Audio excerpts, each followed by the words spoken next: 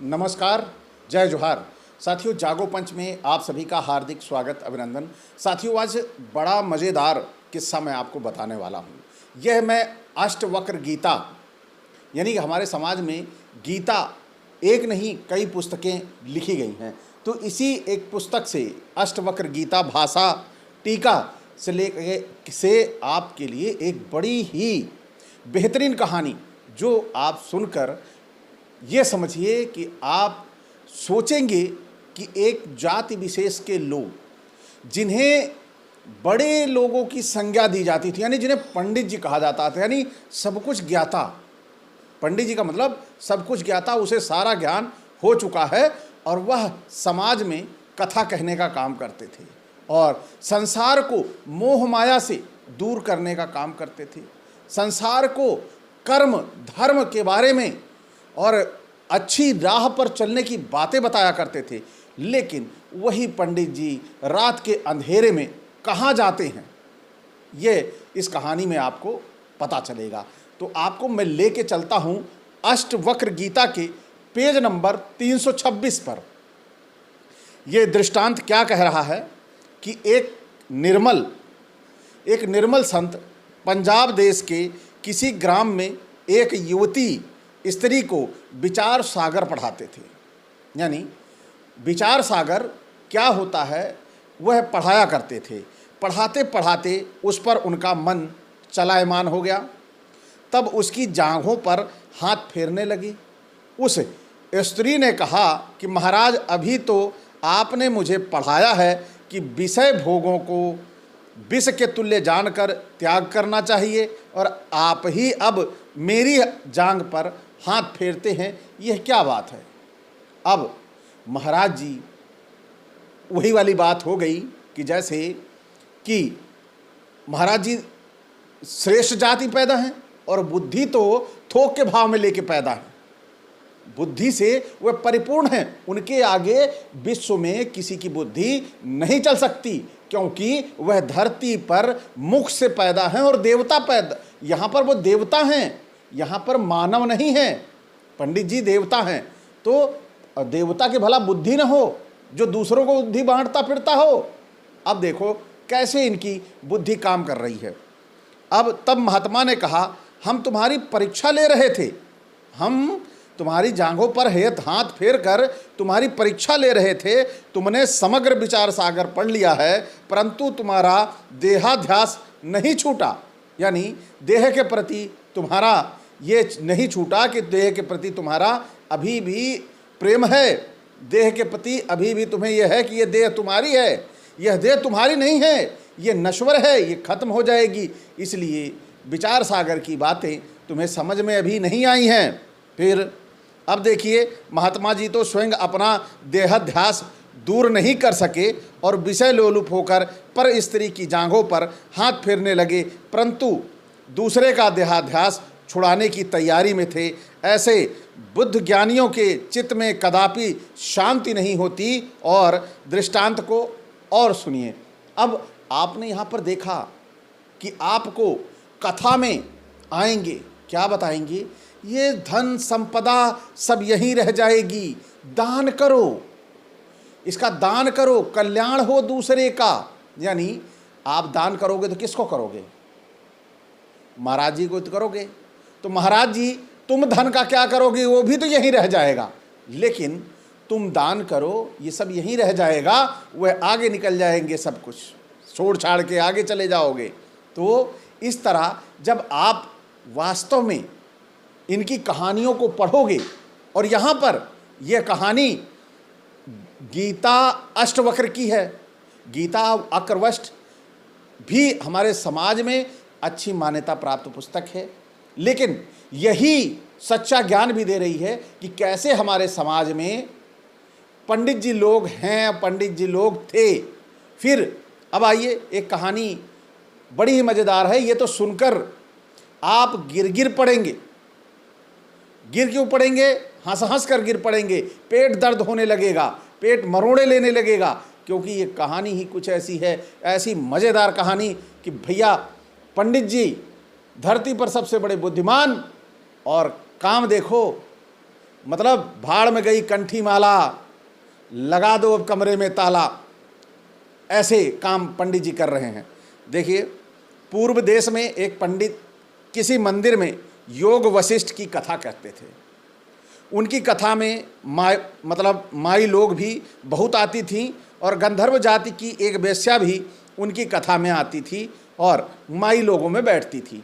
यानी जो वहाँ की महिलाएं थी वो सभी आती थी और कथा सुनती थी पंडित जी से, और उनमें एक वेश्या भी थी जो गंधर्व जाति से थी, वह आकर बैठती और कथा सुनती थी।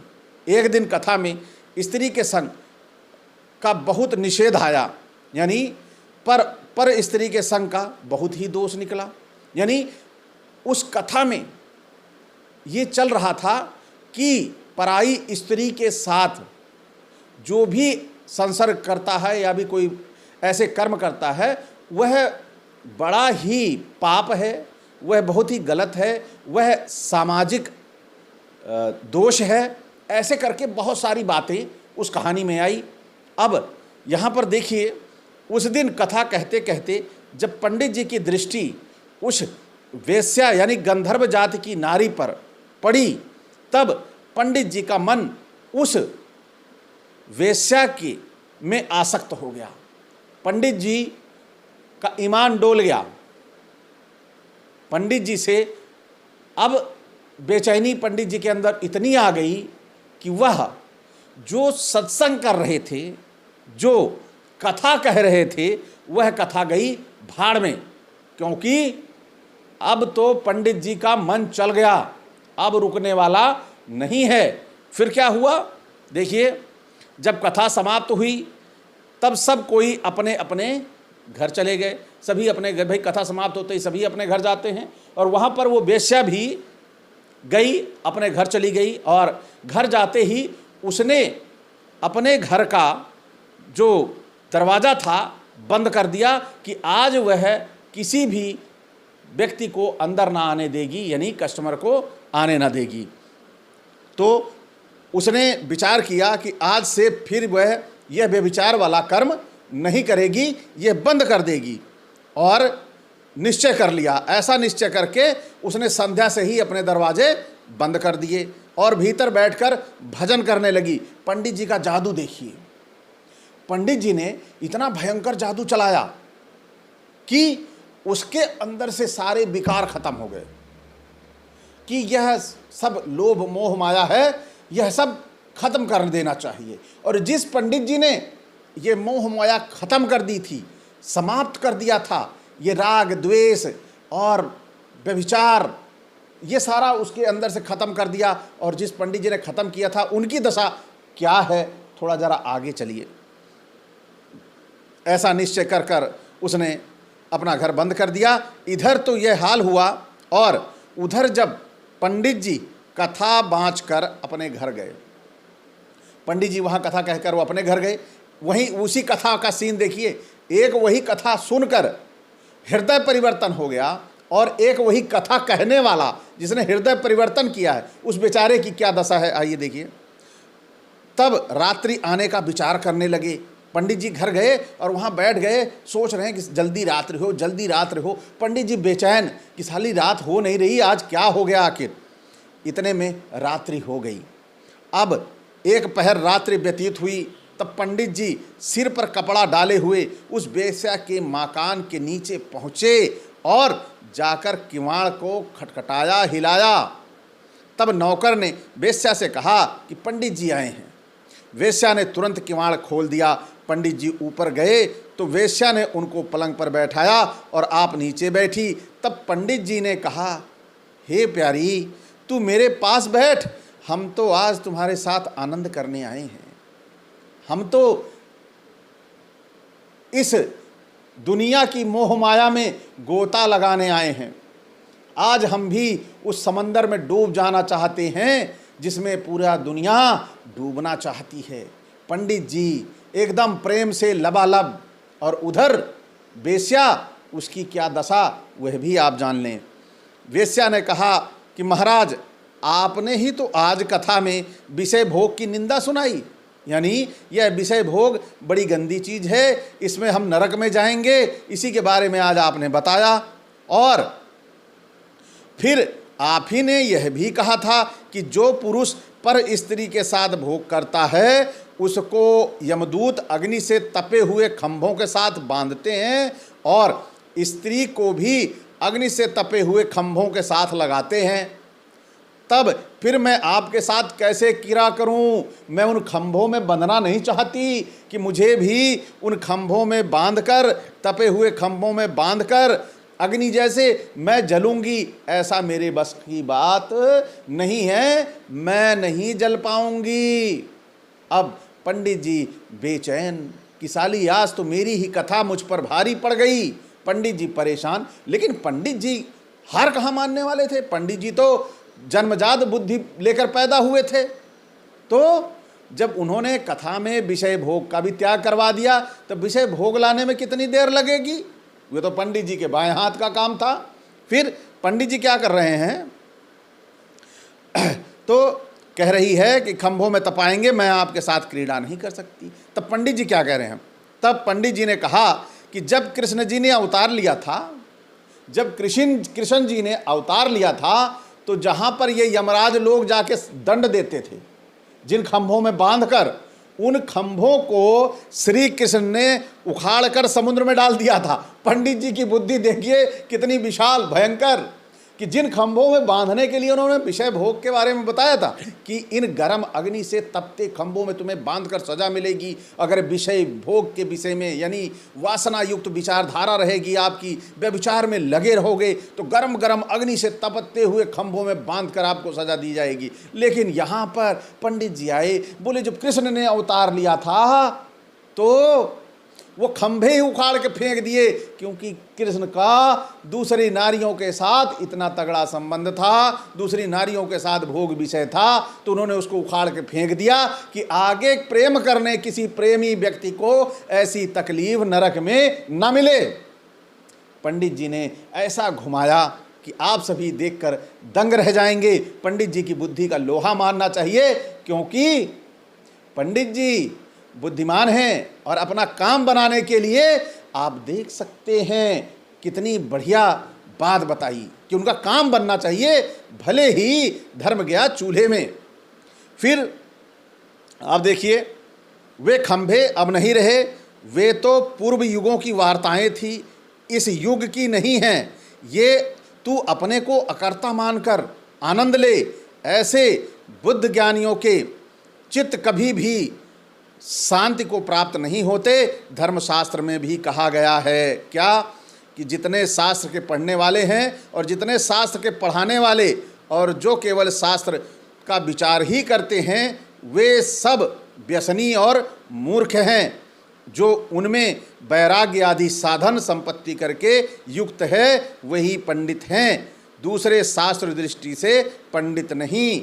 तो अब आप यहाँ पर समझ सकते हैं कि पंडित कौन है और आपको कौन सा पंडित सही ज्ञान दे रहा है। जो पंडित आपको कह रहा है कि ये सब मोह माया है, ये संसार केवल दिखावा है, और आपसे कह रहा है कि मैं उस कथा को कहने के लिए 5 लाख लूँगा, 1 लाख लूँगा, 2 लाख लूँगा, 10 लाख लूँगा, और आपको बता रहा है कि विषय भोग से दूर रहिए, आपको बता रहा है इस दिखावे से दूर रहिए, ये संसार में सब कुछ यहीं छूट जाएगा, आप साथ क्या लेके आए थे साथ क्या लेके जाओगे, ऐसा सिखा रहा है आपको।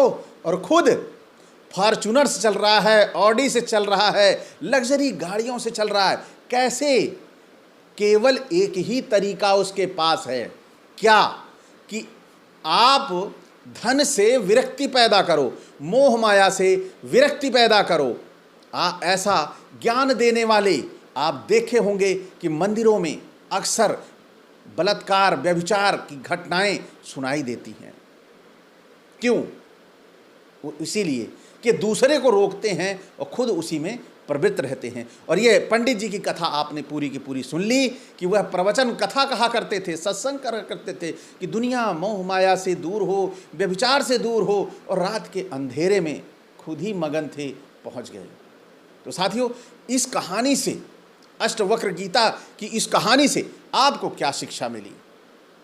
शिक्षा यही मिली कि आप सभी अंधविश्वास और पाखंड से दूर हों और ऐसे झोल वाले कथावाचकों से बचें जो आपको दान करना, इस संसार को नष्ट बताना, आपको स्वर्ग के नाम पर बहकार कर आपका पूरा धन दान करवा रहे हैं और खुद ऑडी फॉर्च्यूनर की लग्जरी लाइफ जी रहे हैं। ऐसे लोगों से सावधान रहें और अंधविश्वास और पाखंड से बचें। तो साथियों, मैं आपसे केवल यही इतना कहूँगा कि यदि आपको लगता है कि जागो पंच बड़ा अच्छा काम कर रहा है, समाज को जागृत करने का काम कर रहा है, तो साथियों हमारे चैनल में एक ज्वाइन बटन है। उस ज्वाइन बटन को क्लिक करके आप हमारे मेंबरशिप लें और मुझे वो पावर दें जिससे मैं इस चैनल को और बड़ा बृहद बना सकूं, क्योंकि मैं चाहता हूं कि मैं एक बड़ा डिजिटल बोर्ड लूं जिसमें आप सभी को पूरा दिखा के ये बताता रहूं कि आप सभी ये पुस्तक में ये देखिए ये लिखा हुआ है। और साथ ही मैं बड़े बड़े जो जैसे ये साधु संत हैं इनको बैठा के इनके साथ अच्छी डिबेट कर सकूं, क्या वास्तव में धर्म ग्रंथ सही है कि आप जो कर रहे हो वो सही है। अगर आपको लगता है ऐसे तो आप मेंबरशिप देखकर बढ़ा लीजिए, ज़्यादा से ज़्यादा। अगर मेंबरशिप आप बढ़ाएंगे तो जागो पंच संसाधनों से युक्त होगा और समाज में अंधविश्वास को खत्म करने के लिए और तेजी से लगेगा। इसी के साथ मैं आपसे विदा चाहूँगा, इसी एक अपेक्षा के साथ कि जो हमारे नए साथी हैं वो देख रहे हैं, चैनल को सब्सक्राइब कर लें और बेल आइकन की घंटी दबा लें। इसी के साथ आपसे मैं विदा, नमस्कार, जय जोहार।